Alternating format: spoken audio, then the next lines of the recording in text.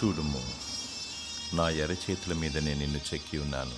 యెషయా 49వ అధ్యాయము 16వ వచనం. నిన్ను విడువను ఎడబాయను, నీతి అను నా దక్షిణ హస్తంతో నిన్ను ఆదుకొందును.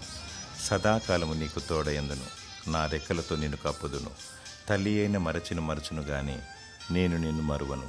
ఒకని తల్లి వానిని ఆదరించినట్లు నేను నిన్ను ఆదరింతును.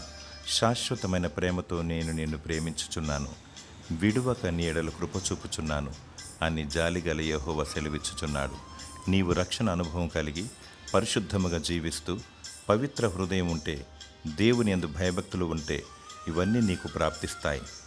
దేవుని స్తుతించు, ఆయనను ఆరాధించు. దేవుడు తన వాగ్దానాలన్నిటినీ నీ పట్ల నెరవేర్చునుగాక. ఆమేన్.